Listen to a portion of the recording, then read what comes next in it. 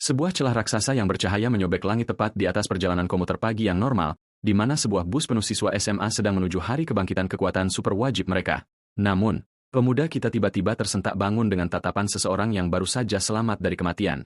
Menyadari bahwa ia benar-benar melakukan perjalanan waktu kembali ke masa lalu, ia menatap teman-teman sekelasnya yang tidak tahu apa-apa dengan rasa tidak percaya. Ia mengenali pagi ini sebagai ketenangan sebelum seluruh kota mereka dihapuskan dari peta.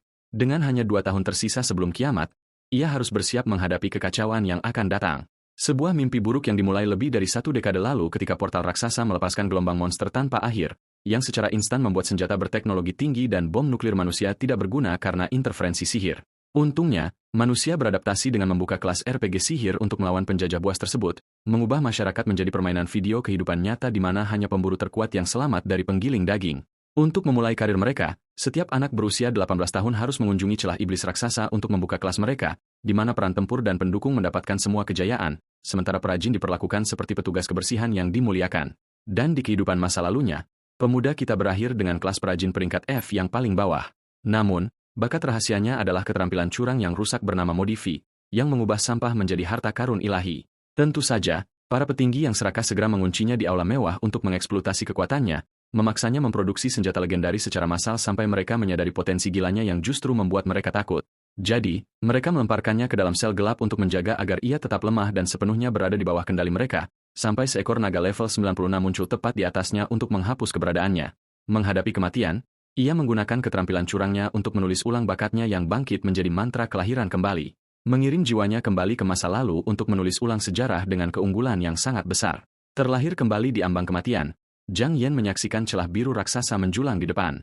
Menyadari bahwa dalam kesempatan hidup kedua ini, satu-satunya orang yang benar-benar bisa ia percayai adalah dirinya sendiri. Jadi, ia bersumpah untuk menjaga rahasia Modifi miliknya dari dunia. Mengetahui bahwa melindungi orang-orang yang dicintainya dan menyelamatkan kotanya yang hancur bergantung sepenuhnya pada keheningannya. Kali ini, ia akan diam-diam membangun kekuatannya dalam bayang-bayang untuk menulis ulang masa depan mereka yang tragis. Tiba di markas besar Asosiasi Pemburu, di mana lingkaran sihir ungu raksasa mendominasi cakrawala, sementara teman-teman sekelasnya panik karena berpotensi membangkitkan kelas perajin tingkat rendah yang tidak berguna. Sedikit yang mereka tahu, Zhang Yan sudah menjadi jenius akademik dan tempur legendaris yang ditakdirkan untuk menjadi hebat, yang segera memicu rivalnya yang pahit, Yong Hongwei, untuk mulai bicara sampah. Dengan sombong mengejek bagaimana bahkan jenius mana tingkat atas pun bisa dengan mudah membangkitkan kelas F yang tidak berguna. Guru ini mendorong Zhang Yan untuk pergi lebih dulu, berharap status jeniusnya menular pada orang lain. Berjalan menuju platform kebangkitan agung, di mana seorang petugas meneriakkan namanya untuk memulai upacara berisiko tinggi. Berjalan menuju altar biru yang bersinar, pemuda kita tetap tenang di bawah 100 mata yang mengawasi, mengetahui persis kelas peringkat sampah apa yang menunggunya karena ia sudah menjalani mimpi buruk ini sekali. Sementara itu, teman-teman sekelasnya yang cemas berdoa agar cadangan mana legendarisnya mendapatkan peran tempur tingkat dewa sementara rivalnya yang pahit diam-diam berdoa untuk bencana total demi memuaskan egonya sendiri. Mencapai pedestal, Zhang Yan mengangkat tangannya ke arah bola sihir yang berputar. Dan saat telapak tangannya melakukan kontak, gelombang energi emas yang menyilaukan meletus, menelan seluruh aula dalam pertunjukan cahaya spektakuler yang membuat semua orang terengah-engah. Cahaya yang menyilaukan itu memudar untuk mengungkapkan layar sistem raksasa yang menampilkan kata repairman, mengonfirmasi bahwa meskipun memiliki afinitas mana yang sempurna, ia baru saja membuka kelas perajin peringkat F tingkat bawah, membuat gurunya mencengkeram kepalanya dalam keputusasaan mutlak atas nasib tragis murid bintangnya. Sementara itu, rivalnya yang pahit, Yong Hongwei, segera tertawa terbahak-bahak melihat penurunan peringkat yang lucu itu. Sangat senang bahwa jenius top sekolah akhirnya terseret ke levelnya. Bahkan pengawas mencoba menawarkan belas kasihan, menyarankan ia selalu bisa membuka toko reparasi yang bagus. Namun sebelum ada yang bisa meremehkannya, bola sihir itu tiba-tiba meletus dengan kilat biru liar, mengejutkan pengawas saat ia menyadari Zhang Yan sebenarnya memicu kebangkitan kelas kedua yang langka, yang membuat guru yang terpana itu menjadi panik, berharap keajaiban ini bisa menyelamatkan karir muridnya. Dan tepat pada waktunya, pusaran emas raksasa meletus untuk menulis ulang takdirnya dengan cara yang spektakuler. Pusaran emas mereda, mengungkapkan kelas keduanya tidak lain adalah seorang petani rendahan. Layar statusnya mengonfirmasi lelucon utama dari kebangkitan ganda. Menampilkan 2 kelas perajin peringkat F, kerumunan ini benar-benar membeku, tidak dapat memahami bagaimana seorang jenius menarik kesialan legendaris. Sementara itu, rivalnya yang pahit, Yong Hongwei, hampir meledak tertawa melihat penurunan peringkat ganda yang bersejarah ini. Mengabaikan ejekan tersebut, pemuda kita dengan tenang turun dari platform dengan langkah penuh percaya diri. Di belakangnya, sang guru menghela napas dengan rasa kasihan yang mendalam, meratapi hilangnya karir yang legendaris. Semua orang melihatnya pergi, yakin kerja kerasnya di bidang akademik dan tempur sia-sia belaka. Namun Zhang Yan hanya menyeringai, sepenuhnya sadar bahwa kelas-kelas peringkat bawah ini sebenarnya adalah kedok yang sempurna. Karena tersembunyi di balik gelar sampah terdapat senjata aslinya, bakat curang yang merusak realitas, mengungkapkan bakat modifi yang rusak, yang ditakdirkan untuk mengubah sampah menjadi perlengkapan ilahi. Mengaktifkan bakat curangnya, Zhang Yan segera menukar bakat bercocok tanamnya yang tidak berguna dengan mantra kebangkitan legendaris. Bakat modifikasi yang rusak ini menulis ulang buff penanam tanaman sampah menjadi kode curang yang sesungguhnya. Dan dengan polis asuransi utama ini diamankan, ia tahu ia memegang kartu as yang sempurna. Tak lama kemudian, ia berdiri di depan menara peringkat mahasiswa baru raksasa yang mendominasi pusat kota, berencana untuk mendominasi papan peringkat dengan kelas-kelas sampahnya untuk mengejutkan dunia. Tujuan utamanya adalah memonopoli sumber daya terbaik dan mencapai puncak mutlak, yang membawanya langsung ke pangkalan pelatihan pemula yang penuh dengan monster celah tawanan yang lemah, zona penggilingan yang sangat aman yang dirancang untuk memberi pemula poin pengalaman maksimum. Namun pemuda kita tidak hanya di sini untuk naik level seperti siswa normal. Ia berniat menghancurkan rekor speedrun untuk mengamankan tiketnya ke universitas terbaik di negara itu. Petugas pendaftaran memeriksa berkas Zhang Yan, benar-benar bingung dengan peringkat F ganda miliknya yang legendaris. Ia bertanya apakah anak itu serius berencana menjalankan Dungeon pemula sendirian, memperingatkan bahwa perajin peringkat F biasanya membutuhkan partai yang solid hanya untuk bertahan hidup di lantai pertama. Namun Zhang Yan hanya mengangkat bahu, dengan tenang menuntut agar mereka menyerahkan perlengkapan awal dasarnya, membuat para instruktur menghela napas kasihan, menganggapnya hanya dalam penyangkalan yang mendalam. Dengan enggan, penjaga menyerahkan pedang besi dasar bersama sepasang sepatu bot kulit, yang sebenarnya merupakan peningkatan dari kehidupan masa lalunya di mana ia hanya mendapatkan pedang murah, menghasilkan total 5 poin serangan ekstra dan 3 poin kecepatan. Meskipun ia menghargai sepatu bot rasa kasihan itu, ia tahu orang-orang ini benar-benar menganggapnya sudah mati, jadi ia dengan santai berjalan ke dalam Dungeon, mengabaikan peringatan mereka tentang kelinci pemula yang menakutkan. Sambil melambaikan tangan ke arah penjaga, Zhang Yan melangkah ke dalam Dungeon dengan percaya diri mutlak saat pintu keamanan logam berat terbanting menutup di belakangnya dengan suara gedebuk yang keras, mendorongnya untuk segera mengaktifkan bakat curangnya modifi untuk meningkatkan perlengkapannya. Seketika, pedang besi dan sepatu bot kulit dasarnya berubah menjadi perlengkapan baja dan angin tingkat tinggi, yang bisa dengan mudah menjadi senjata legendaris jika ia mendorong bakatnya yang rusak hingga batasnya. Namun menjaga profil rendah sangat penting dengan kamera pengawas yang mengawasi setiap gerakannya. Lagi pula, ia ingat betul bagaimana memamerkan kekuatannya membuatnya di penjara sebelumnya, yang berarti peningkatan sederhana ini lebih dari cukup untuk melewati zona pemula dengan mudah. Berdiri di depan gerbang bercahaya raksasa, ia meninjau tata letak 3 zona pelatihan. Mengincar langsung ke zona bos untuk menghancurkan rekor speedrun dan mengejutkan dunia.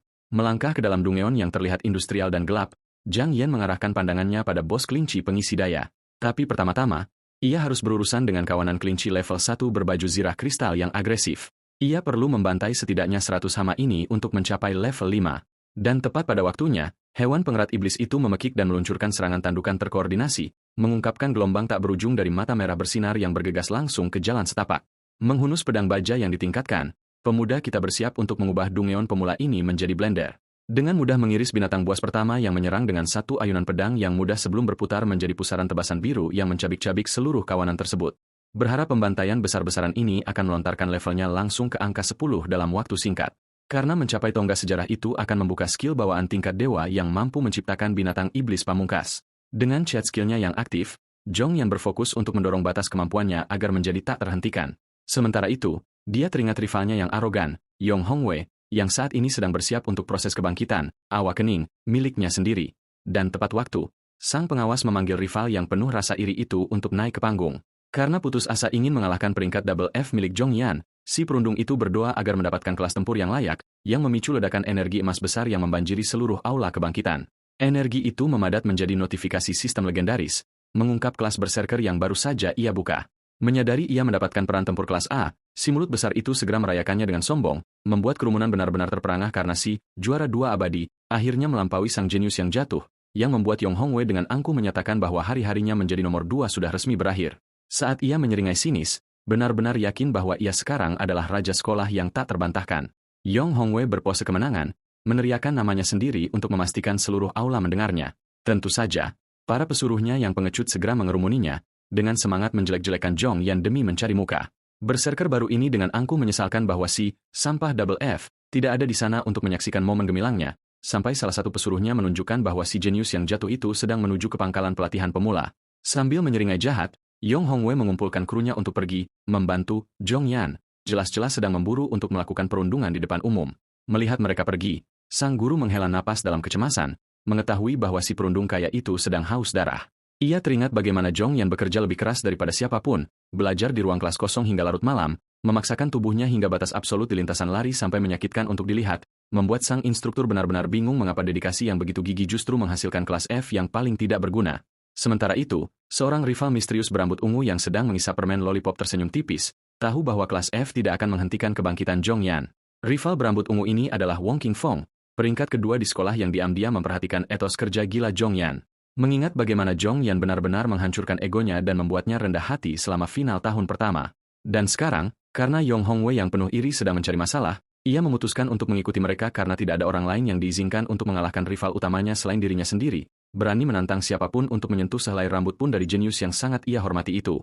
Sementara itu, di dalam Dungeon, Zhong Yan mengatur napasnya setelah melenyapkan 100 monster. Duduk di atas tumpukan bangkai binatang dengan hanya bos terakhir yang tersisa, yang ternyata adalah Raja Kelinci pengisi level 5 yang memiliki kepala berlapis kristal.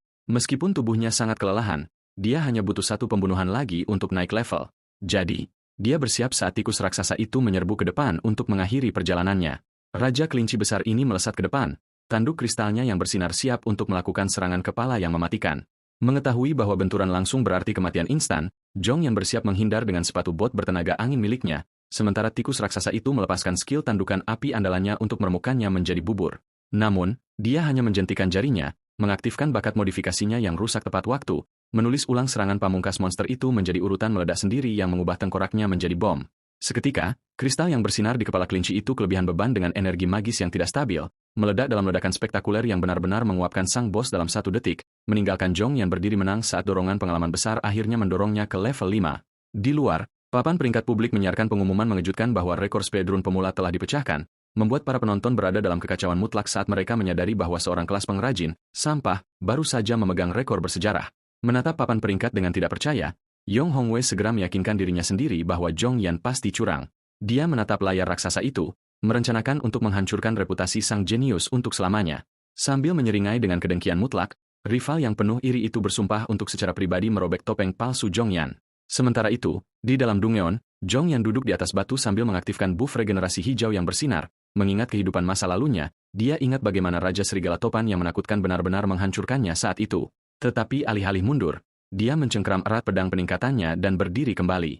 Berjalan maju dengan pedang bertumpu santai di bahunya, dia bersiap untuk memungut bunga yang serius.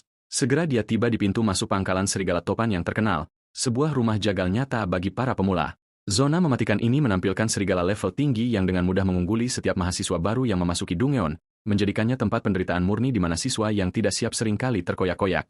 Gerbang baja besar pangkalan Serigala Topan perlahan terbuka, menjanjikan hadiah tingkat tinggi yang gila. Karena bertahan hidup di zona brutal ini adalah cara tercepat untuk melompat langsung ke level 10. Sementara mahasiswa baru normal menghabiskan 10 hari yang melelahkan hanya untuk mencapai angka 2 digit itu, Zhong Yan hanya perlu membersihkan gurun yang penuh serigala ini sekali saja untuk membuka skill bawaan berikutnya, yang akhirnya akan memberinya izin resmi untuk berburu di luar di alam liar sendirian. Berdiri di pintu masuk, petugas pendaftaran bertanya apakah bocah itu ingin mati, memperingatkannya bahwa bahkan jenius kelas A pun hancur lebur di sini dan melewatkan ujian mereka, sebelum mengejek bocah itu, menyebutnya sebagai sampah peringkat double F yang delusi.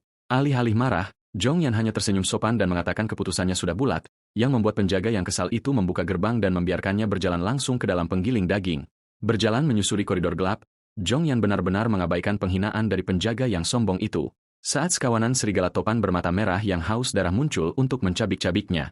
Namun, bukannya mundur, dia berlari langsung ke zona bahaya terbuka, menghunus pedang peningkatannya yang bersinar untuk menguji kekuatannya melawan binatang buas yang mematikan.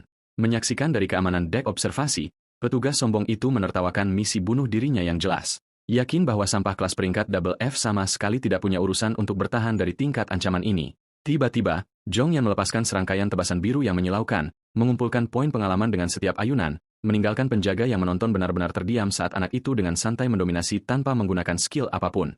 Berkeringat deras, instruktur sombong itu mulai menyadari bahwa ia mungkin telah sangat salah menilai pecundang ini, yang sekarang duduk dengan penuh kemenangan di atas tumpukan besar serigala yang terbunuh seperti penakluk sejati. Petugas pendaftaran yang sombong itu berkeringat dingin, benar-benar ngeri menyadari bahwa anak itu sebenarnya adalah jenius bersertifikat. Takut akan dipermalukan, penjaga pengecut itu menyelinap pergi sebelum Zhong Yan bisa keluar dan menghadapinya. Sementara itu, Zhong Yan berlutut di atas tumpukan serigala mati, nyaris selamat dari serangan di level 9. Untungnya, skill regenerasi yang baru ia buka menambal tubuhnya yang hancur dengan mengorbankan sejumlah mana. Berdiri tegak, Ia mengakui serigala-serigala ini jauh di depan kelinci-kelinci dasar itu dalam kecepatan dan kekuatan. Meskipun skill penyembuhan memperbaiki dagingnya, rasa sakit yang tersisa masih terasa seperti neraka. Menghunus pedang berdarahnya dari bangkai, matanya menyala dengan tekad dingin yang tak tergoyahkan. Mengetahui rasa sakit kecil ini tidak ada apa-apanya dibandingkan dengan mengubah takdirnya. Dia merasakan ancaman besar mendekat. Raungan memekakan telinga bergema melalui gua saat binatang buas raksasa yang haus darah memamerkan taringnya yang tajam, mengungkapkan Raja Serigala Topan level 10, siap untuk mengakhiri perjalanannya dalam bentrokan terakhir.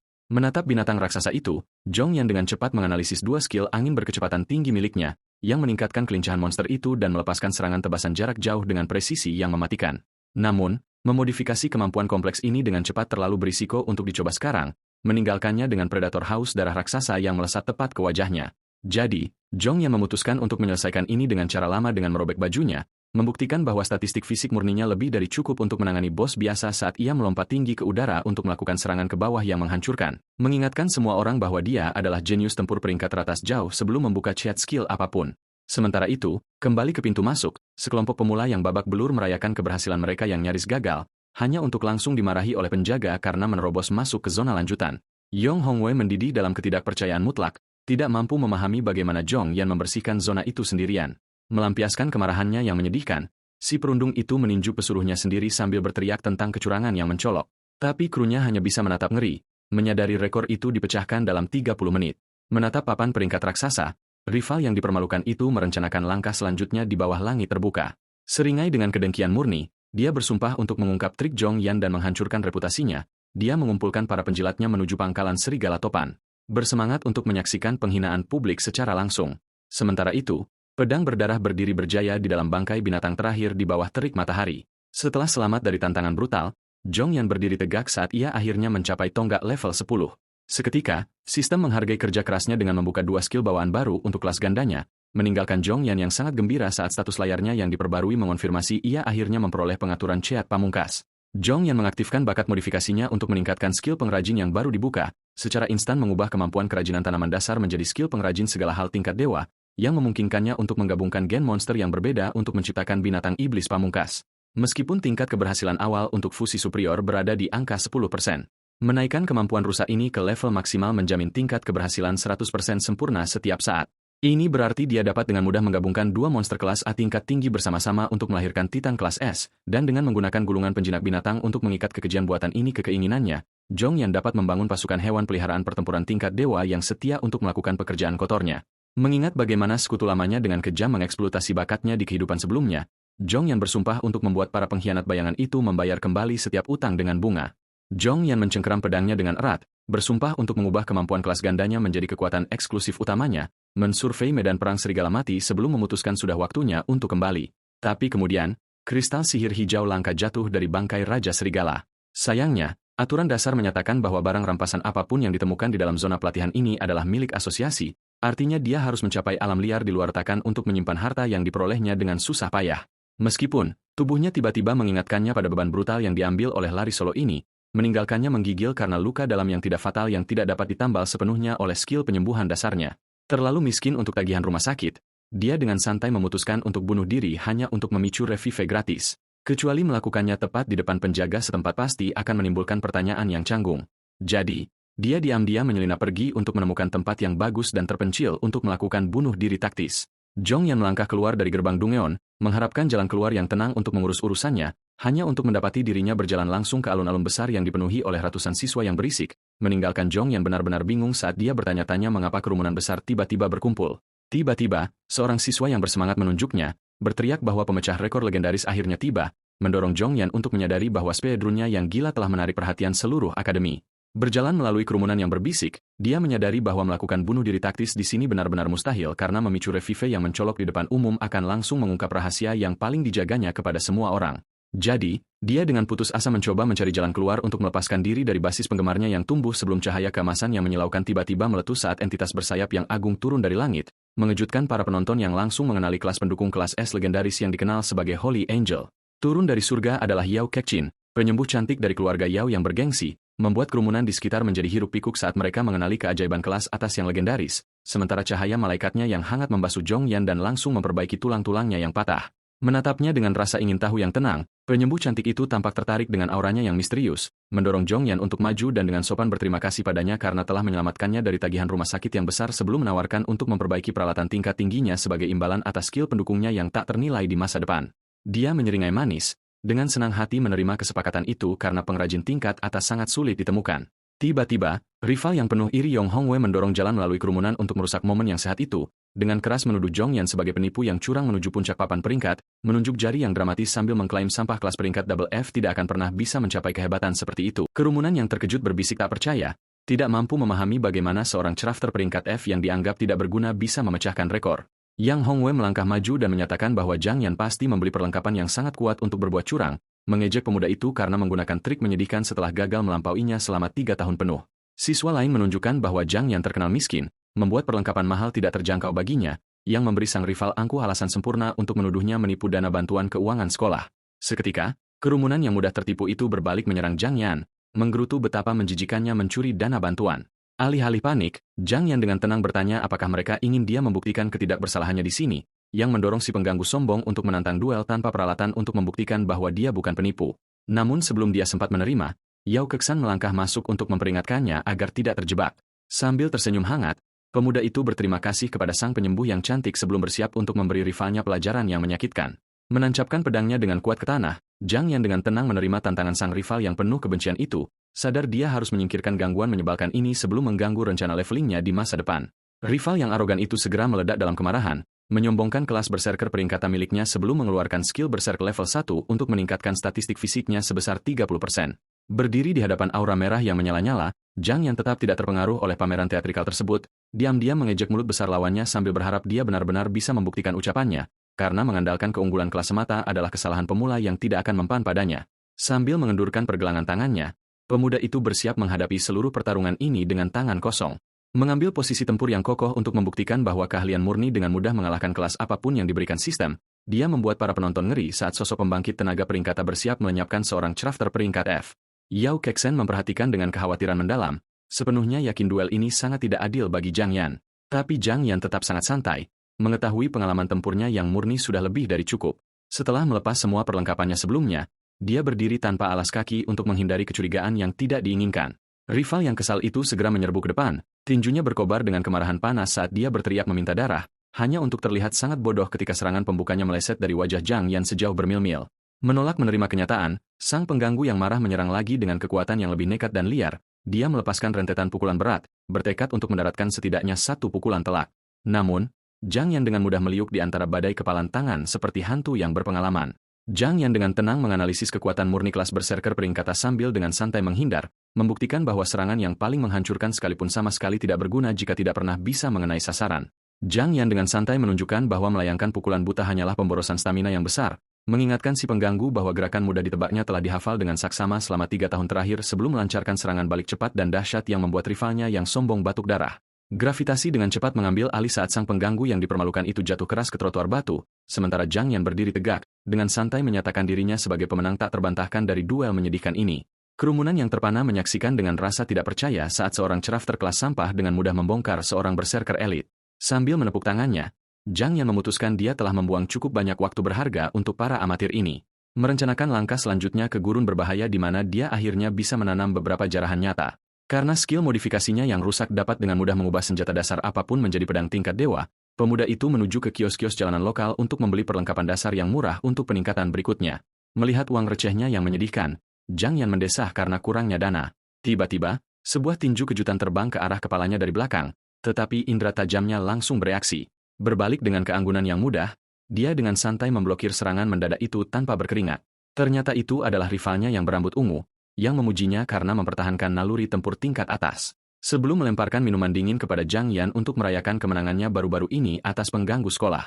Berjalan melalui alun-alun, keduanya mengobrol tentang pertarungan sambil menyesap soda mereka. Rival berambut ungu ini mengakui Zhang Yan adalah satu-satunya lawan yang layak yang benar-benar dia hormati. Namun kemudian dia dengan sombong mengklaim dia bahkan tidak berusaha selama duel tahun pertama mereka yang legendaris, yang memicu kilas balik singkat ke pertandingan intens mereka kembali ketika mereka masih pemula yang berwajah segar di mana rival yang memar itu sebenarnya dipaksa untuk mengangkat tangannya dan dengan putus asa memohon belas kasihan. Zhang Yan menunjukkan bahwa rivalnya telah menyerah pada pertandingan mereka setiap tahun sejak saat itu, menebak bahwa anak kaya itu hanya mencoba membiarkannya memenangkan uang beasiswa juara pertama, tetapi rivalnya tertawa, mengklaim mata Zhang Yan terlalu menakutkan, yang mendorong pemuda itu bertanya apakah dia berencana untuk menyerah lagi di turnamen nasional mendatang.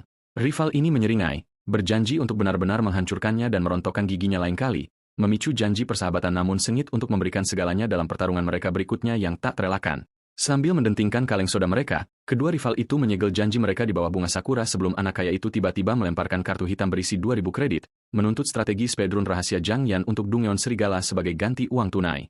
Pemuda itu dengan senang hati menerima uang mudah tersebut, melihat temannya menghilang ke jalan-jalan kota yang sibuk. Berterima kasih atas dorongan finansial yang tiba-tiba, Zhang Yan bersumpah untuk membayar kembali rival kayanya 10 kali lipat di masa depan. Dan dengan kartu kredit di tangan, dia langsung menuju kios-kios jalanan lokal. Bersemangat untuk melihat jenis perlengkapan murah yang bisa ditingkatkan yang menunggu untuk dibeli. Pencariannya membawanya jauh ke dalam gang sempit yang samar yang menampung pasar gelap kota yang terkenal kejam, di mana vendor putus asa menjual barang sampah yang bahkan tidak akan dilirik oleh pemburu tingkat tinggi. Meskipun menemukan harta karun yang sebenarnya di sini jarang terjadi, pemuda itu tahu bakatnya yang rusak membuat tidak ada yang mustahil.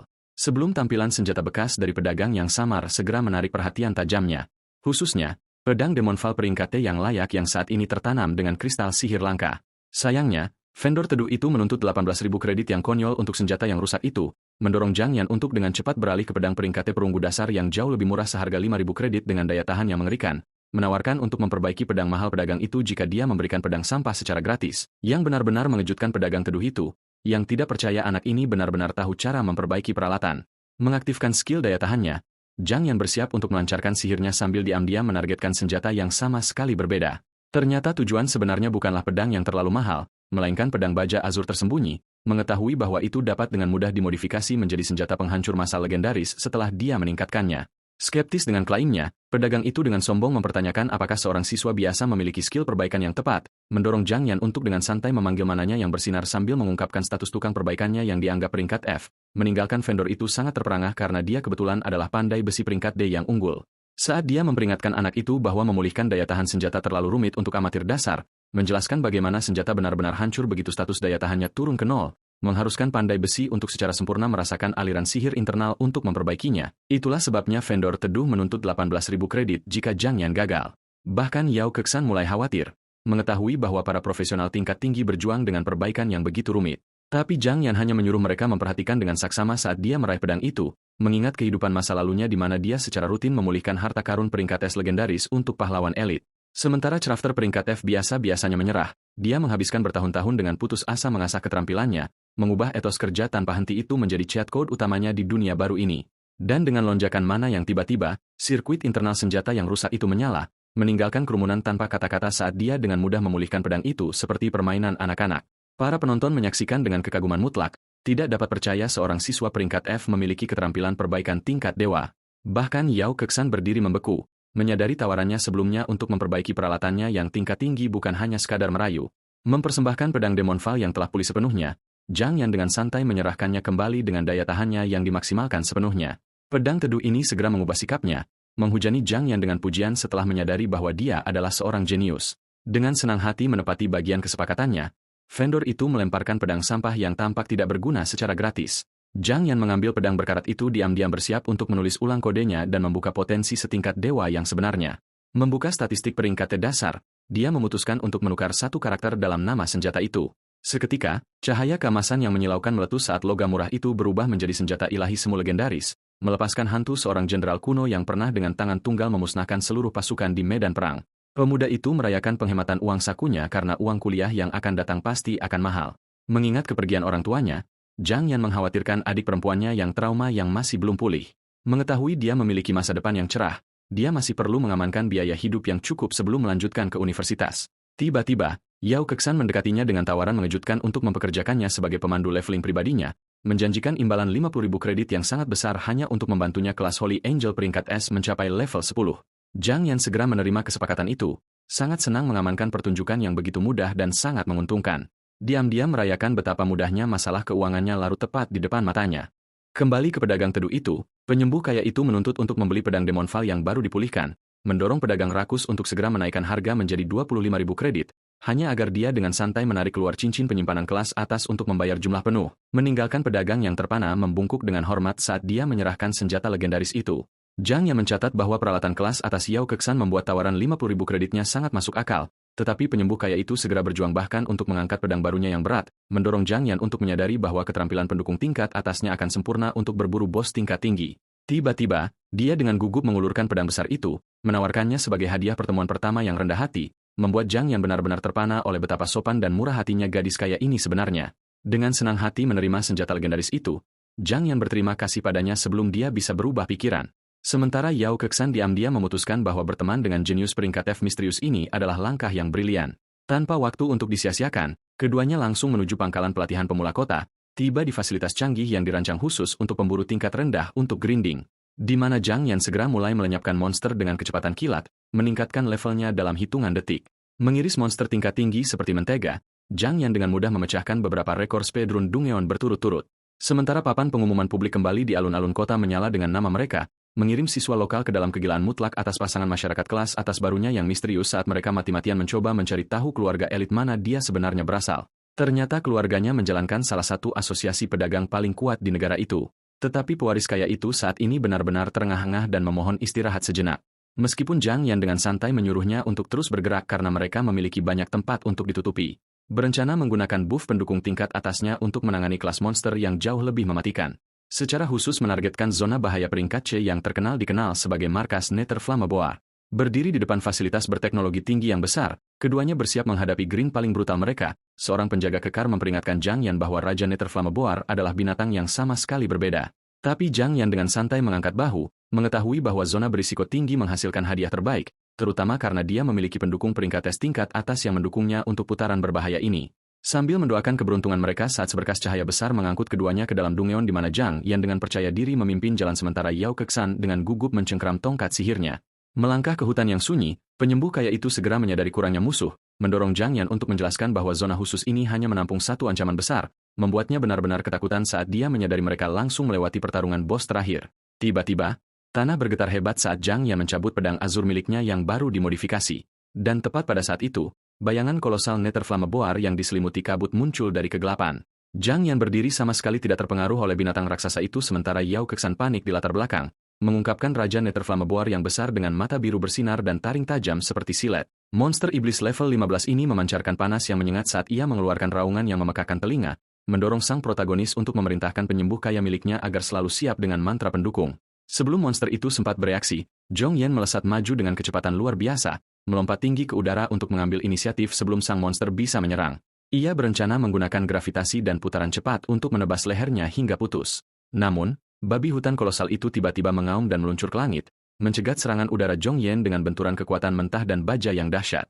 Zhang Yan segera menyadari bahwa serangan pemenggalannya gagal karena babi raksasa ini ternyata cukup cerdas. Memanfaatkan sepersekian detik saat melayang di udara, ia memutuskan untuk diam-diam memodifikasi senjatanya. Dengan seringai licik, ia secara instan memicu skill modifikasi rusak miliknya untuk menulis ulang kode pedang tersebut. Dengan hanya mengubah satu huruf, ia secara jenaka mengubah pedang baja sains dasar miliknya menjadi pedang scan baja, yang langsung meningkatkan statusnya ke level yang konyol sekaligus memberikan pasif penghancur baju zirah yang merusak keseimbangan permainan. Mengetahui bahwa meskipun ia tidak bisa sepenuhnya melawan hukum fisika, peningkatan sementara ini lebih dari cukup.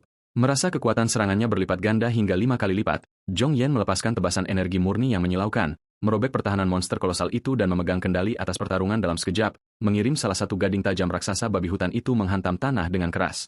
Saat monster yang terluka itu melolong kesakitan, sang penyembuh kaya berdiri membeku karena syok, membuat Zhang Yan segera mengubah kembali nama senjatanya sebelum gadis itu melihat curang ilegalnya.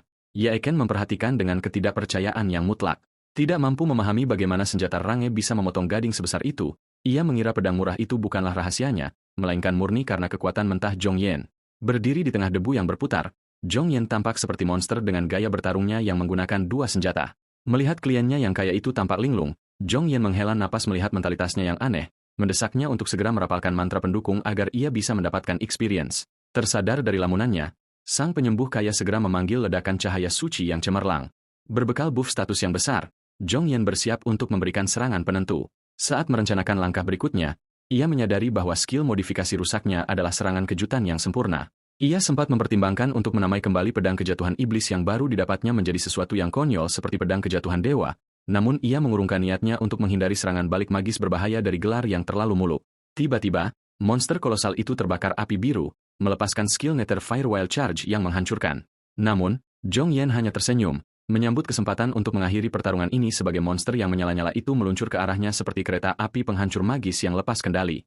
Sambil merencanakan langkah berikutnya, ia memutuskan untuk menulis ulang kode serangan monster itu secara langsung. Meskipun ia sempat menyuruh kliennya untuk memejamkan mata demi keselamatannya sendiri, membuat sang penyembuh bingung adegan mengerikan apa yang akan terjadi, ia menunggu hingga gadis itu benar-benar menutup matanya sebelum secara instan mengaktifkan chatnya untuk mengubah Wild Charge, serangan liar, babi itu menjadi Mild Charge, serangan lembut. Hal ini secara jenaka mengubah bos yang menakutkan itu menjadi sasaran bergerak lambat yang tidak memberikan ancaman sama sekali, memungkinkan Zhong Yan memberikan serangan penyelesaian yang sempurna sembari secara santai mengubah kembali nama senjatanya. Dengan satu tebasan menyilaukan, Zhong Yan memotong pertahanan terakhir monster itu, membuat Raja Babi Hutan Netherflame tersebut jatuh tersungkur saat sistem mengonfirmasi kekalahannya, yang langsung meningkatkan level Zhong Yan 2 kali lipat saat ia dengan santai menyarungkan pedang modifikasinya. Sementara itu, sang penyembuh kaya naik 3 level berturut-turut hanya dengan berdiri di sana, membuat Zhong Yan memuji dirinya sendiri karena berhasil menyembunyikan skill curangnya. Menyadari penyembuh yang kaya dan patuh ini adalah mitra yang sempurna untuk raid level tinggi di masa depan, ia berbalik ke arah kliennya dan dengan tenang memberitahu bahwa ia akhirnya bisa membuka mata. Saat gadis itu berkedip perlahan untuk melihat apa yang terjadi, ia melihat bangkai bos level tinggi yang berasap tergeletak kalah di tanah, membuatnya benar-benar terdiam melihat betapa mudahnya siswa rang F ini mengalahkan monster legendaris sendirian.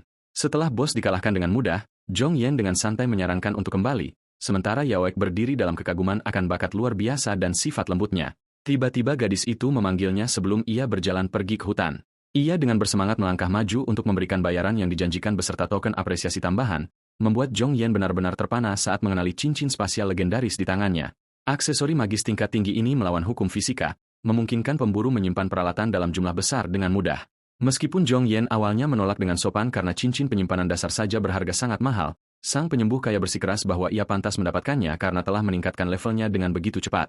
Menyadari ia membutuhkan inventaris yang andal untuk grinding solo di wilayah berbahaya, Zhong Yan dengan senang hati menerima hadiah berharga tersebut, meresmikan kemitraan baru mereka yang sangat menguntungkan. Untuk menyeimbangkan timbangan, Zhong Yan menjanjikan satu permintaan tanpa syarat di masa depan sebelum memutuskan mereka sudah cukup leveling dan harus pulang. Namun, ia mendapati papan peringkat mahasiswa baru kota didominasi oleh para elit rang S.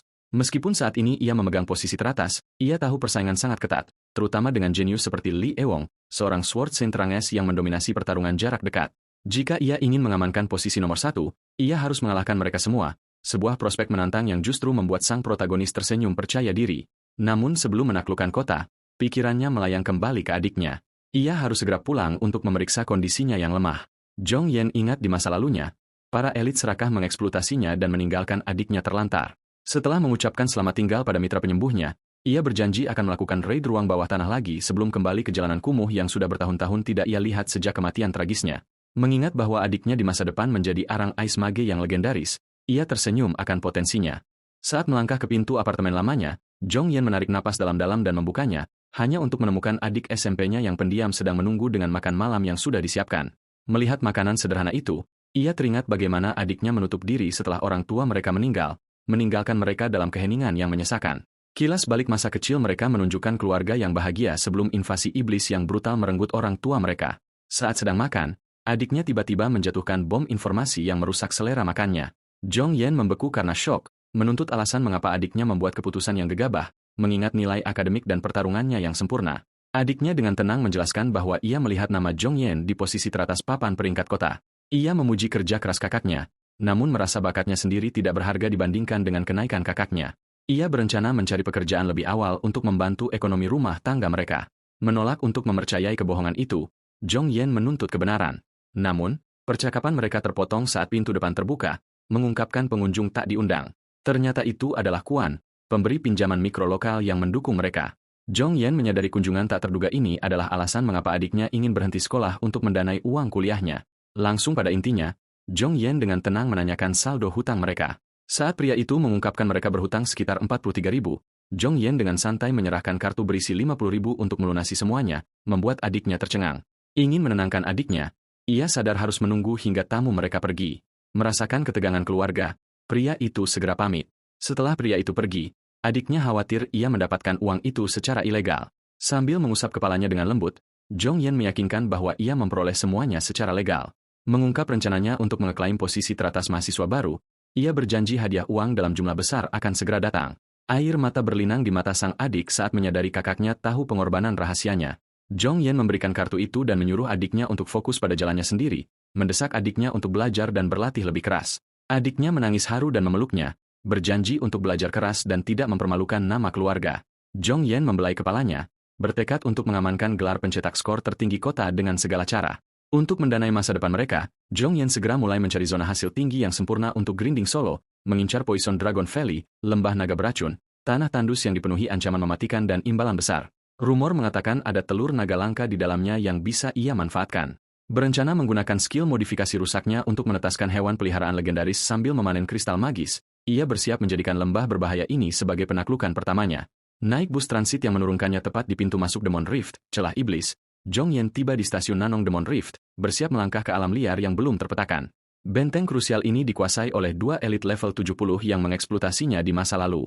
Meskipun ia hanya tertawa, mengetahui cincin spasial barunya membuat perlengkapan mencolok milik para pemburu kaya tampak seperti sampah. Berjalan menuju gerbang timur, ia menatap bulan merah darah yang tergantung di atas tembok besar. Menarik peta celah itu untuk mencari zona monster level rendah di lembah naga beracun. Dengan seringai percaya diri, ia menyadari wilayah berbahaya ini adalah tempat yang sempurna untuk grinding. Saat menunjukkan kartu identitas siswanya kepada penjaga gerbang, sang penjaga memperingatkan bahwa lembah naga beracun bukanlah tempat latihan bagi pemula. Namun, ia hanya tersenyum tenang dan berjanji akan kembali hidup-hidup. Menolak membiarkan seorang siswa membuang nyawanya, penjaga itu mencoba menahannya, namun Jong Yen dengan mudah menghindar, meninggalkan bayangan samar saat tangkapan itu meleset.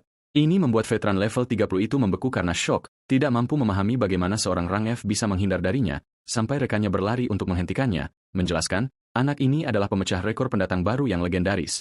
Berbisik dengan kagum, penjaga kedua mengungkapkan Jong Yen sebenarnya adalah keajaiban akademik dan tempur kota, membuat mereka berdua menatap dalam keheningan saat sang protagonis dengan tenang berjalan masuk ke portal yang bercahaya.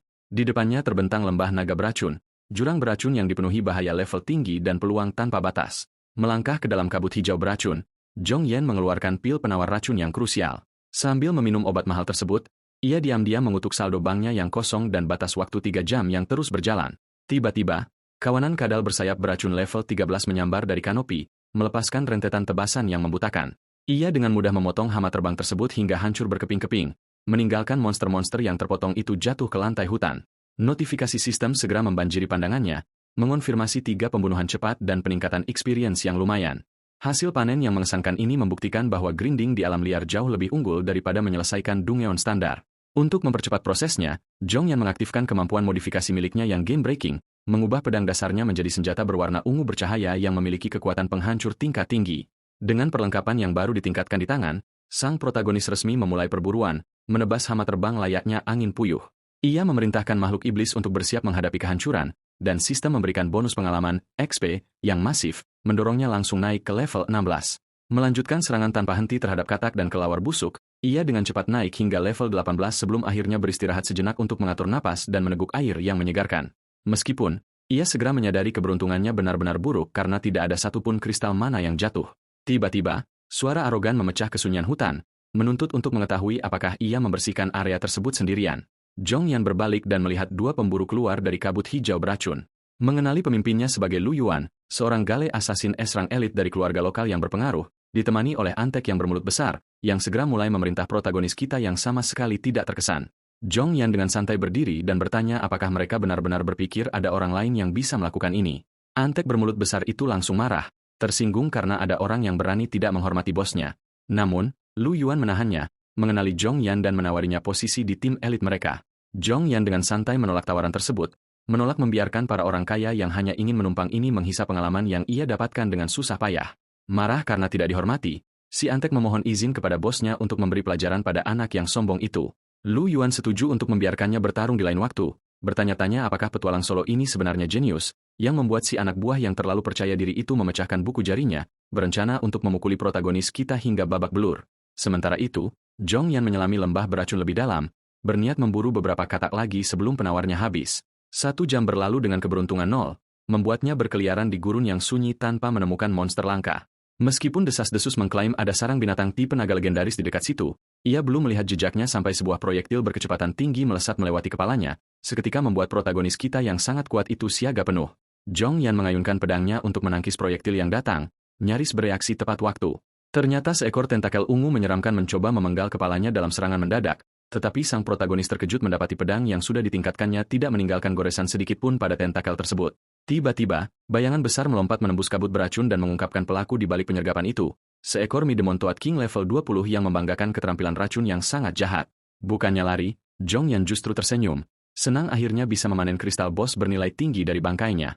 Binatang raksasa ini segera membalas dengan meluncurkan serangan khasnya, menembakkan lidah besar tepat ke arahnya, memaksa sang protagonis menghindari serangkaian serangan cepat yang merobek tanah.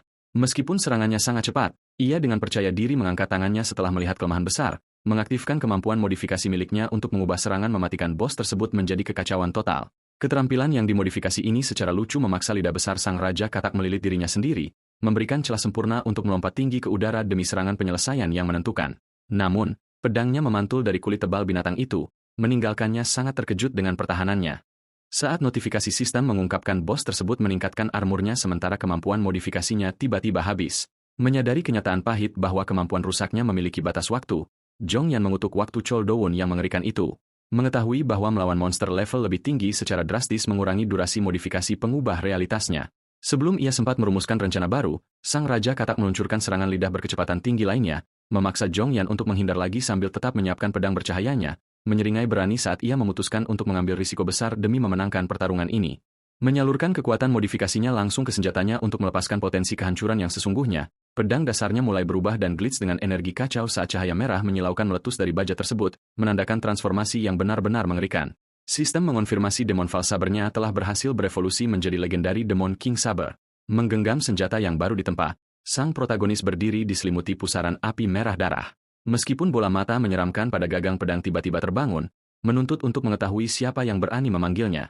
Menyadari pedang terkutuk ini adalah berita buruk, Zhong Yan tahu ia harus mengakhiri pertarungan ini seketika. Jadi, ia melompat ke depan dengan nekat, melepaskan tebasan api yang menghancurkan pada targetnya, yang benar-benar membelah Raja Katak Iblis menjadi dua dalam satu ledakan mulia.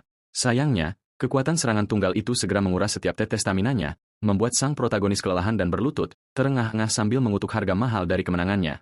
Pembuluh darah merah dari korupsi murni mulai merayap naik lengannya, mengancam untuk mengonsumsinya sepenuhnya. Mengertakkan gigi, Zhong Yan berusaha mengaktifkan kemampuan modifikasinya untuk menghentikan erosi, tetapi tubuhnya yang terkuras menyerah, membuatnya jatuh tersungkur ke tanah. Menatap tak berdaya pada tangannya, sang protagonis menyadari ia tidak memiliki energi untuk memicu kemampuan curangnya, sementara pedang yang berjiwa itu mengejek kemanusiaannya, menuntut ia membayar harga tertinggi karena meminjam kekuatannya. Sebuah mata besar yang menakutkan muncul dalam kegelapan, mengancam akan memperbudak seluruh umat manusia.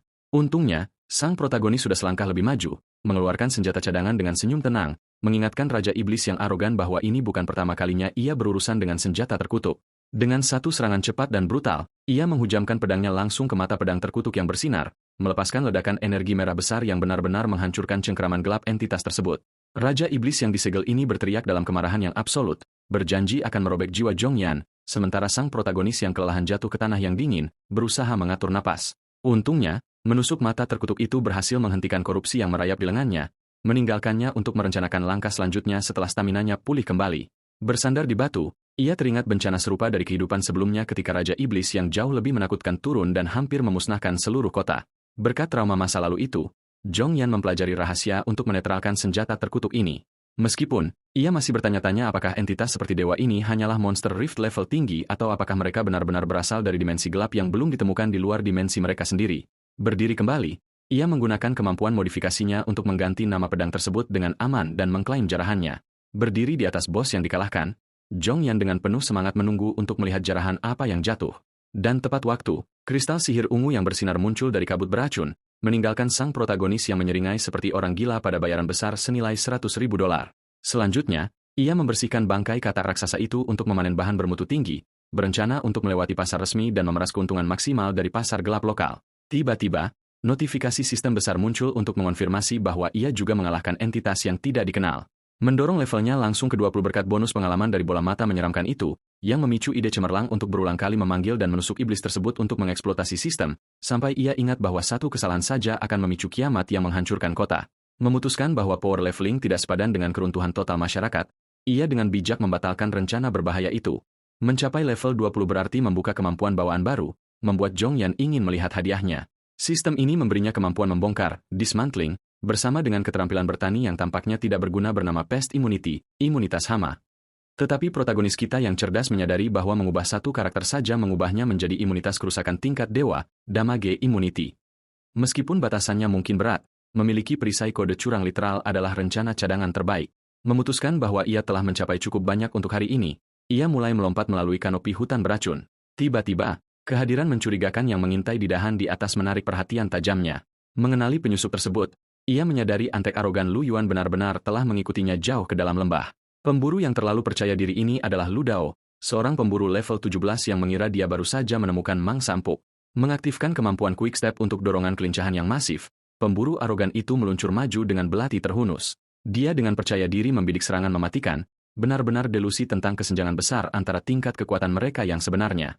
Zhang Yan dengan santai menangkis serangan mendadak itu dengan satu ayunan pedang yang tidak membebani, mengirimkan gelombang kejut kuat yang menghancurkan upaya penyergapan yang menyedihkan dari si pembunuh, meninggalkan Lu Tou terkapar di dekat batu, terbatuk darah dan mempertanyakan seluruh hidupnya. Sementara si antek yang ketakutan menyadari protagonis kita juga memiliki cincin penyimpanan yang sangat langka dan mahal. Berjalan melewati kabut beracun, Zhang Yan tampak seperti bos sejati sementara lawannya panik, mengingatkan si pembunuh yang kalah bahwa angka level tidak berarti apa-apa tanpa pengalaman bertempur yang sesungguhnya, sebelum mencatat bahwa hanya bos elit peringkat S milik Lut yang mungkin bisa memberikan tantangan yang layak. Tiba-tiba, embusan angin kencang menggetarkan pepohonan, mengirim sehelai daun melayang ke bawah, yang langsung terbelah bersih oleh proyektil yang sangat cepat dan tersembunyi, membuat protagonis kita yang sombong tersenyum. Menyadari pemimpin pembunuh elit akhirnya memutuskan untuk muncul, Luan menyerang dari atas dengan kecepatan yang membutakan. Namun, Zhang Yan menangkis serangan mendadak yang mematikan itu dengan mudah sambil mengagumi keahliannya. Si pembunuh elit dengan santai memuji protagonis kita, pedang yang bersinar di tengah benturan. Zhang Yan membalas seringai itu, membalas pujian tersebut sambil tetap menjaga pertahanannya sepenuhnya terkunci sebelum mereka saling mendorong untuk menciptakan ruang bernapas di hutan yang berkabut. Lu Yan menuntut untuk melihat apakah mahasiswa peringkat atas tersebut benar-benar hidup sesuai dengan hype besar yang ada, yang hanya membuat geli anak laki-laki kita yang tidak menyukai apapun selain merendahkan pemburu tingkat tinggi yang arogan. Menaikkan taruhan, Zhang Yan mengusulkan taruhan kecil di mana yang kalah harus menyerahkan senjata berharga mereka, tawaran yang diterima dengan senang hati oleh si pembunuh elit sebelum dia melepaskan skill lari gale peringkat S miliknya, meninggalkan protagonis kita menyeringai memikirkan untuk menambahkan senjata mahal lainnya ke dalam koleksinya. Sementara Luan menyerang ke depan seperti bayangan ungu, mempertaruhkan segalanya pada kecepatan mutlaknya, Luan melepaskan rentetan serangan yang sangat cepat, tetapi Zhang Yan menangkis setiap pukulan dengan mudah. Bahkan anak laki-laki kita harus mengakui kecepatan peringkat tes ini mengesankan, menjaga pertahanannya tetap terkunci rapat. Sementara itu, si antek yang terluka bersorak dari pinggir lapangan, benar-benar yakin bosnya telah menang. Pembunuh yang arogan ini dengan percaya diri menekan serangan, percaya bahwa seorang pemburu peringkat F tidak memiliki peluang sama sekali. Dia menyalurkan energinya ke dalam serangan pamungkas yang dimaksudkan untuk mengakhiri pertempuran di sini. Namun, Zhang yang tiba-tiba menangkap pergelangan tangan lawannya di tengah ayunan, benar-benar menghancurkan kepercayaan diri si pembunuh yang sombong. Dengan seringai dingin, protagonis kita bersiap untuk melancarkan serangan balik brutal untuk menyelesaikan pertarungan. Menyadari dia benar-benar kalah taktik, si pembunuh elit akhirnya memahami kesenjangan yang mengerikan dalam kekuatan mereka. Alih-alih panik, Luan menunjukkan seringai gelap, senang akhirnya menghadapi lawan yang layak sebelum mengorbankan posisinya sendiri untuk melarikan diri dari serangan mematikan tersebut dan mengatur ulang pertarungan. Luan mengejek anak laki-laki kita karena meninggalkan senjatanya selama bentrokan berkecepatan tinggi mereka. Tetapi Zhang Yan hanya tersenyum, benar-benar tidak terpengaruh oleh pujian merendahkan si pembunuh elit. Tuan muda yang arogan ini bertanya bagaimana dia berencana untuk bertarung tanpa pedang sebelum dengan santai mengeluarkan pedang pendek mahal lainnya dari cincin penyimpanan tingkat tingginya. Menyadari lawannya adalah orang kaya yang manja, protagonis kita menganggap situasi itu sangat menghibur. Mengetahui bahwa menghancurkan jenius yang dimanjakan akan membuat kemenangan ini terasa jauh lebih manis. Tiba-tiba, aura ungu yang menakutkan meletus di sekitar Luan saat dia mempersiapkan skill pamungkasnya. Mengakui bahwa dia tidak pernah menyangka akan menyanyiakan kartu truf ini pada siapapun selain sang pendekar pedang legendaris. Mengaktifkan tebasan ketakutan gale miliknya, si pembunuh melepaskan badai bilah angin yang sangat tajam, memaksa Zhang Yan untuk meluncur di bawah gelombang energi yang mematikan dengan waktu sepersekian detik yang sempurna. Menghindari badai tersebut, Zhang Yan menghargai peningkatan kekuatan mentah dari kelas tempur tingkat tinggi, terutama saat berhadapan dengan jenius peringkat S yang bisa menyepam tebasan jarak jauh yang menghancurkan.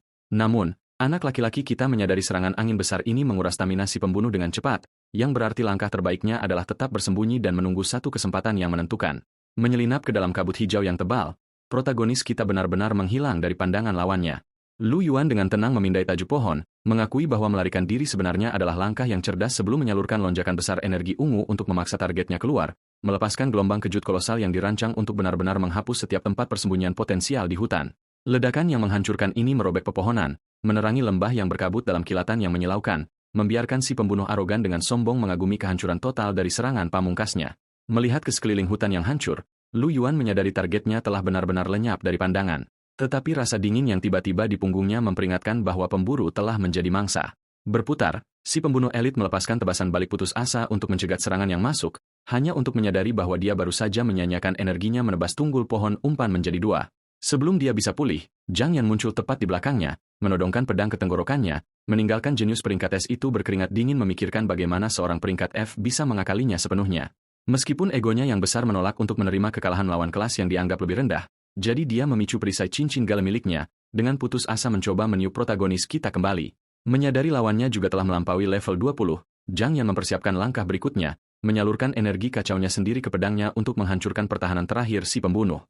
Serangan kacau Zhang Yan benar-benar menghancurkan perisai si pembunuh, mengirim Lu Yan terbang kembali dengan rasa tidak percaya. Gelombang kejut dari benturan itu merobek sisa pepohonan, membersihkan jalan besar di kabut yang tebal. Alih-alih menghabisi lawannya, protagonis kita dengan santai berbalik dan mulai berjalan pergi dengan pedangnya. Memutuskan bahwa persaingan sekolah yang sepele tidak sebanding dengan tuduhan pembunuhan, dia memilih untuk mengampuni nyawa si pembunuh elit. Ternyata Zhang Yan mengingat Lu Yuan dari kehidupan masa lalunya sebagai pemimpin heroik yang melawan invasi monster. Sementara itu, tuan muda yang terluka parah berjuang untuk bernapas, dengan putus asa merencanakan serangan angin jarak dekat yang licik. Bertekad untuk menyelamatkan egonya yang memar, Lu Yuan memutuskan untuk melukai anak laki-laki kita meskipun staminanya terkuras. Tetapi kenyataan pahit karena benar-benar dikalahkan oleh pemburu peringkat F yang dianggap lemah akhirnya mulai meresap.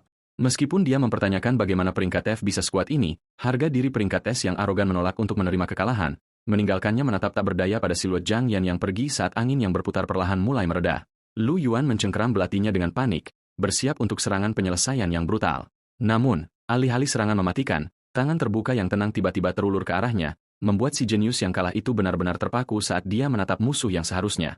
Zhang Yan dengan santai menawarkan untuk menyebutnya seri, memuji keterampilan bertarung si pembunuh yang mengesankan, yang benar-benar membuat Luan bingung, membuatnya mempertanyakan perubahan hati protagonis kita yang tiba-tiba, sementara anak laki-laki kita dengan lancar menjelaskan bahwa dia hanya menghormati lawan yang benar-benar bisa mendesaknya. Gerakan hormat yang tak terduga ini langsung menyentuh ego tuan muda yang memar namun bersyukur. Merasa rendah hati karena pengalaman itu, dia diam-diam berterima kasih kepada protagonis kita karena telah menunjukkan kekuatan yang sebenarnya. Mengulurkan tangan, Luan dengan kuat menggenggam tangan Zhang Yan untuk menyegel persaingan baru mereka. Sebelum berjanji untuk menyelesaikan masalah ini secara adil dan jujur di turnamen mahasiswa baru yang akan datang, Zhang Yan melepaskan tangan tuan muda itu, memperingatkannya untuk berlatih lebih keras agar tetap menjadi saingan yang layak. Namun, si antek yang marah segera mulai meneriakkan ancaman kepada protagonis kita karena berani menyakiti bosnya, hanya untuk membuat Lu Yuan langsung membungkamnya, menuntut rasa hormat mutlak bagi lawan mereka yang tangguh. Melihat ke belakang, si jenius peringkat S yang rendah hati bersumpah untuk memberikan yang terbaik pada pertemuan mereka berikutnya. Meninggalkan anak laki-laki kita berdiri sendirian di kabut beracun saat duo yang kalah menghilang ke dalam pepohonan. Tersenyum pada dirinya sendiri, Zhang Yan menyadari lawannya masih benar-benar tidak menyadari kekuatan sejatinya karena meneriakan nama skill dalam pertempuran pada dasarnya adalah hukuman mati melawan profesional sejati. Meskipun kepuasan sombongnya dengan cepat memudar ketika dia ingat dia pergi dengan 0 jarahan. Menggaruk kepalanya karena kecewa, dia menyesali telah mengembalikan belati itu dan bekerja sekeras ini secara gratis sampai anomali bercahaya aneh di kabut hijau tiba-tiba menarik perhatiannya dan menghentikannya. Gelombang kejut dari bentrokan sebelumnya membersihkan kabut tebal, mengungkapkan jalan tersembunyi di depan. Menemukan kabut hijau aneh, Zhang Yan memutuskan untuk menyelidiki dengan harapan menemukan bos monster. Dia dengan cepat mengedit skill curang yang baru diperolehnya, menukar kekebalan kerusakan dengan ketahanan racun sementara. Penyesuaian cerdas ini menyelamatkannya dari menyanyiakan pil penawar racun yang mahal saat menjelajahi medan yang berbahaya. Melangkah dengan berani ke dalam asap beracun.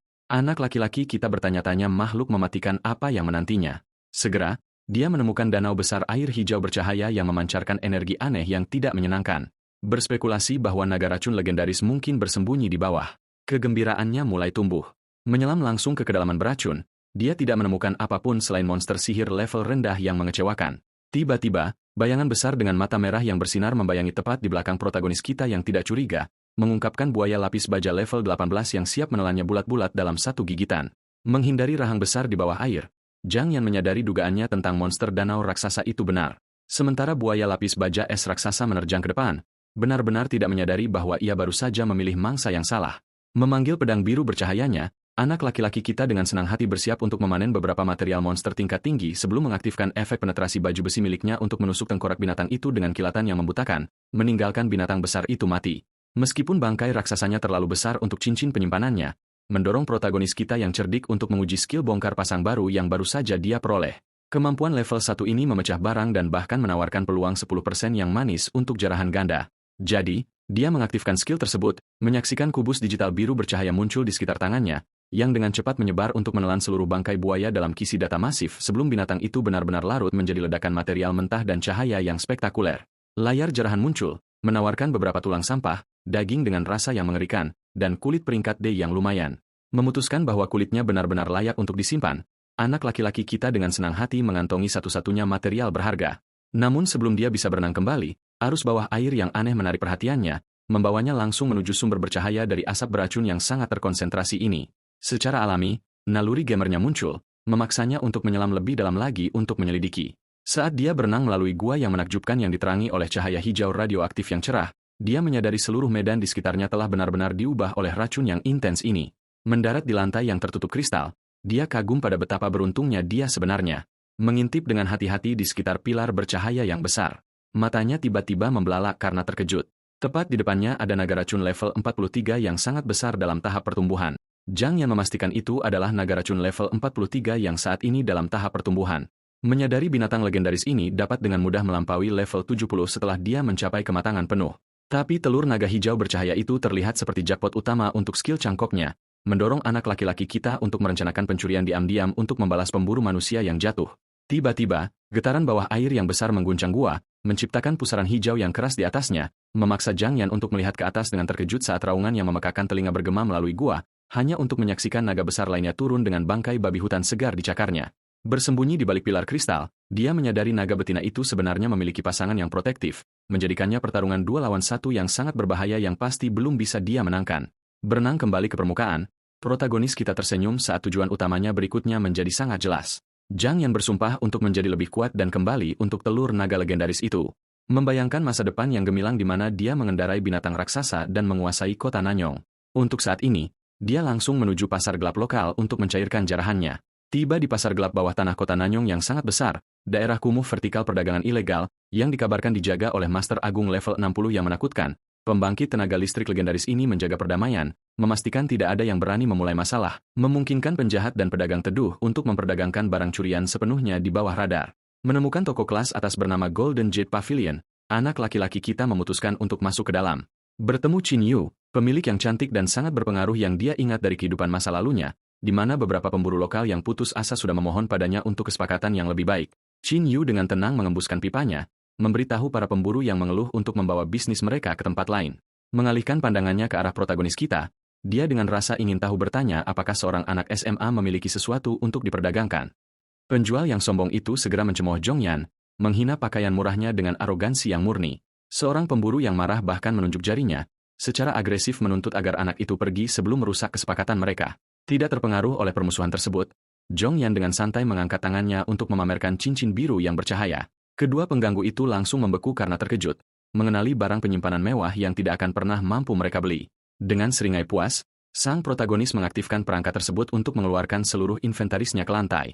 Gunung besar berisi bagian-bagian monster langka tiba-tiba muncul, benar-benar mengubur ruang pamer toko yang sederhana itu, membuat kedua pemburu sombong tersebut terdiam saat mereka menatap harta karun legendaris itu dengan tidak percaya. Bahkan pemilik toko yang anggun pun kehilangan ketenangannya, menyadari bahwa anak ini benar-benar telah menaklukkan lembah naga yang mematikan. Zhang Yan dengan santai mengeluarkan kristal sihir ungu yang bercahaya, menambahkannya ke tumpukan besarnya. Kedua pemburu sombong itu langsung kehilangan akal, berteriak karena terkejut melihat barang legendaris tersebut. Menatap dengan kaget, sang pemilik toko yang cantik bertanya-tanya apa latar belakang sebenarnya dari anak misterius ini. Sementara Zhang Yan dengan tenang memintanya untuk menghitung nilai total dari harta karunnya yang mengesankan, dia mengejeknya agar bergegas supaya dia tidak mengganggu kesepakatan besar para pengganggu itu. Di dalam ruang VIP, Qin Yu menghitung total pembayaran hingga mencapai 238.000 sebelum menggeser kartu VIP emas yang elegan melintasi meja untuk menyelesaikan transaksi mereka yang menguntungkan. Menerima kartu itu dengan anggukan sopan, sang protagonis menghargai gaya bisnisnya yang lugas dan profesional saat tangan mereka bersentuhan sebentar selama pertukaran pembayaran bernilai tinggi tersebut.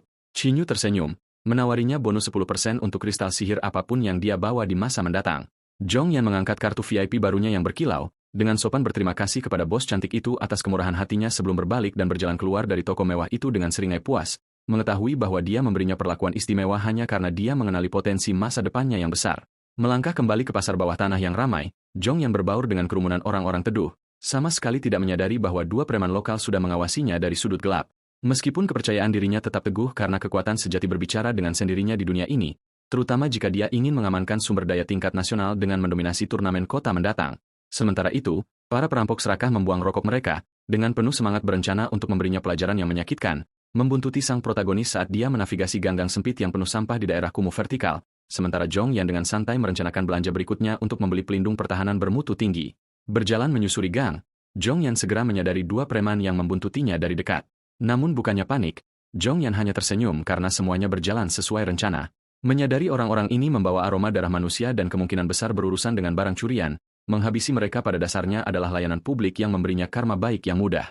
Sementara itu, para perampok serakah merayakan keberuntungan mereka, berpikir bahwa gang sepi ini adalah kuburan yang sempurna.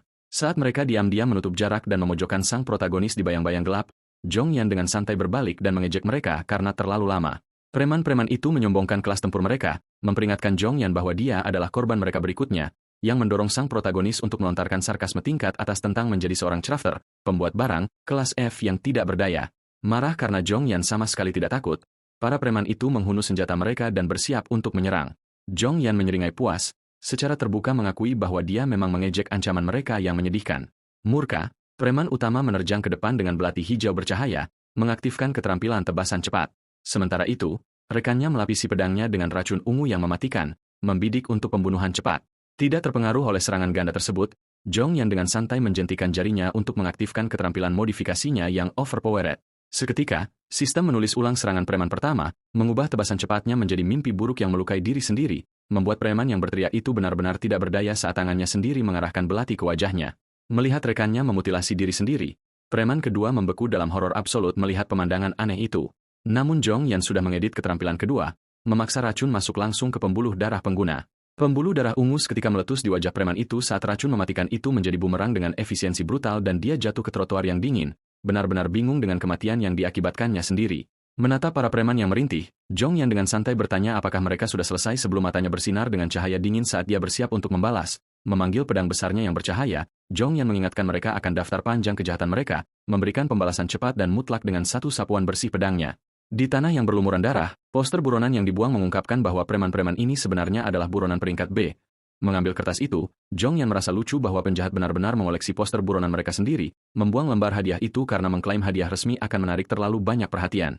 Sebaliknya, dia menggeledah perlengkapan mereka dan mengeluarkan mantel parit, trench coat, berwarna gelap yang tampak layak, yang diidentifikasi sistem sebagai mantel kulit serigala peringkat E tingkat rendah dengan ketahanan racun dasar, mendorong sang protagonis yang cerdas untuk mengaktifkan keterampilan modifikasinya untuk mengubah sampah menjadi harta karun.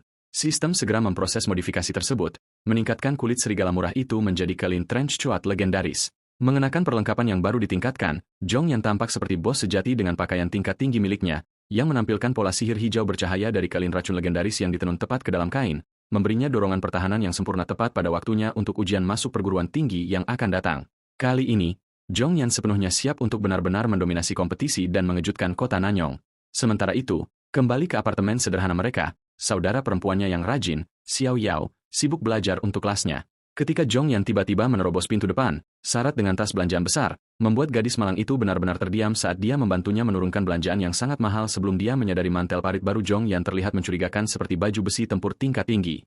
Tersenyum hangat, sang protagonis dengan bangga mengklaim bahwa dia mendapatkannya dengan jujur sebelum dengan santai menawarkan untuk menaikkan uang sakunya. Xiao Yao dengan panik melambaikan tangannya, bersikeras bahwa uang sakunya saat ini sudah lebih dari cukup. Namun Jong Yan dengan lembut meraih tangannya dan menaikkan uang sakunya menjadi 500. Meninggalkan gadis malang itu menatap tumpukan uang tebal dengan ketidakpercayaan mutlak.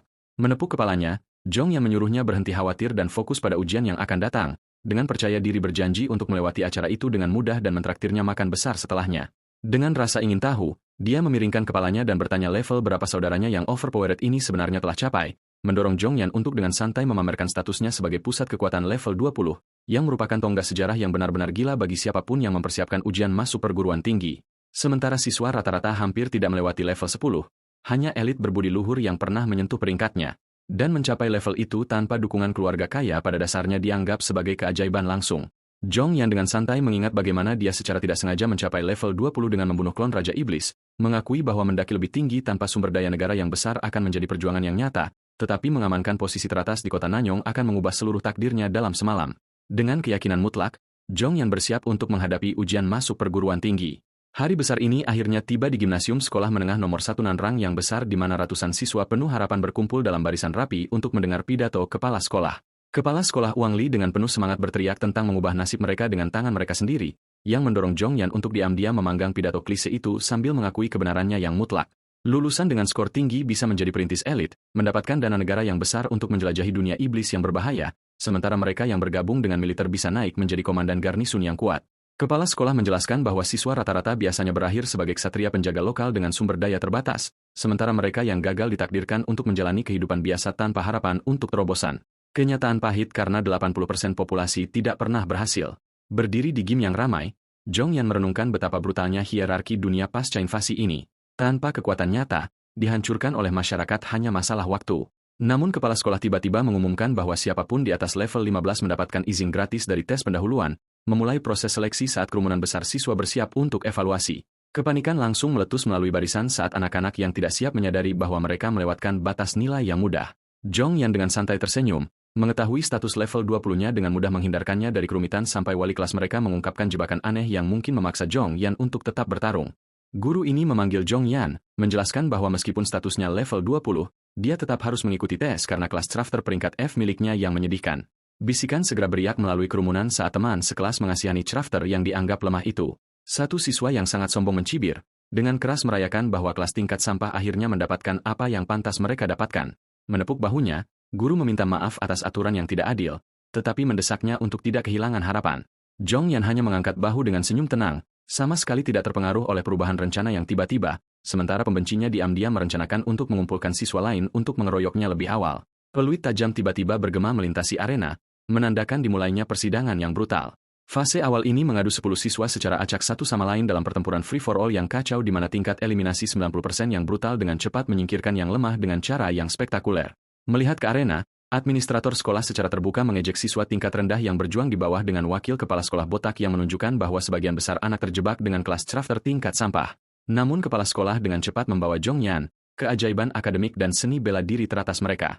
Menghela napas dalam-dalam, wakil kepala sekolah mengakui dia memiliki harapan tinggi sebelum anak itu membangkitkan kelas Crafter peringkat F. Dia mengingatkan kepala sekolah akan kenyataan brutal dari apa yang sebenarnya diwakili oleh peringkat F, menjelaskan bagaimana sistem secara harfiah menciptakan kategori peringkat F hanya untuk melabeli kelas terburuk, pada dasarnya menamakan kembali sampah agar terdengar sedikit lebih sopan bagi para Crafter yang tidak memenuhi syarat.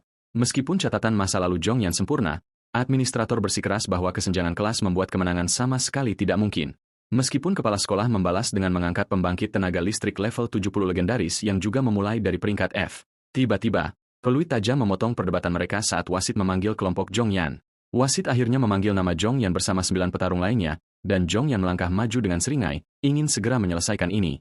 Bisikan segera menyebar di antara lawan-lawannya yang mengenalinya sebagai jenius peringkat teratas sekolah. Namun mereka dengan cepat menyadari kelas peringkat F miliknya menjadikannya target sempurna untuk dikeroyok, yang mendorong Jong Yan untuk dengan santai mengundang ke-9 dari mereka untuk menyerangnya sekaligus, yang membuat kelompok itu sangat marah saat mereka mengacungkan senjata dan menyombongkan kelas superior mereka, menyerang ke depan dalam serangan terkoordinasi untuk memberi pelajaran pada Crafter sombong tentang kesenjangan kelas. Di stand VIP, para administrator mencondongkan tubuh untuk melihat kekacauan mutlak yang terjadi. Sementara Jong Yan dengan tenang mengulurkan tangannya, menyebut senjata murah mereka benar-benar menyedihkan, memanggil pedang besarnya dari cincin penyimpanan tingkat tinggi yang membuat kepala sekolah benar-benar terdiam. Rahang wakil kepala sekolah jatuh, menyadari hanya master tingkat tinggi yang bisa menempa senjata legendaris tersebut. Di arena, Jong Yan bergerak seperti hantu, benar-benar mengungguli kelompok itu dengan kecepatan yang membutakan. Menonton dari tribun, siswa lain kehilangan akal sehatnya karena kelincahan dan kecakapan tempurnya yang gila. Berdiri tegak di tengah kekacauan, Jong Yan dengan santai mengumumkan bahwa pertandingan sudah berakhir. Seorang lawan yang keras kepala mencibir, menunjukkan bahwa tidak satu pun dari mereka yang benar-benar mengalami kerusakan, yang mendorong sang protagonis untuk menyeringai penuh arti saat dia bertanya apakah mereka benar-benar yakin. Seketika, kain seragam mereka teriris terbuka, mengungkapkan potongan bersih yang sempurna di dada mereka, membuat ke-9 lawan menatap pakaian mereka yang hancur dalam ketakutan yang melumpuhkan. Gemetar ketakutan, penyerang utama menyadari mereka hanya selamat karena Jong Yan memilih untuk mengampuni mereka. Sementara Jong Yan berdiri di sana tampak seperti legenda sejati, siap mengklaim kemenangannya yang mudah. Menatap pakaian mereka yang teriris, lawan yang ketakutan menyadari mereka memiliki peluang nol mutlak. Dan mereka segera mengangkat tangan untuk menyerah sebelum dia bisa menyerang lagi, yang mendorong penyiar untuk secara resmi menyatakan Jong Yan sebagai pemenang grup yang tak terbantahkan, meninggalkan Jong Yan dengan 3 hari penuh untuk mentraktir saudara perempuannya makan besar.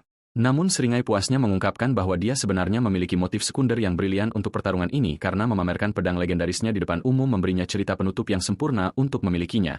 Sementara di tribun, para administrator yang tertegun menyadari kekuatan sejatinya jauh melebihi harapan mereka.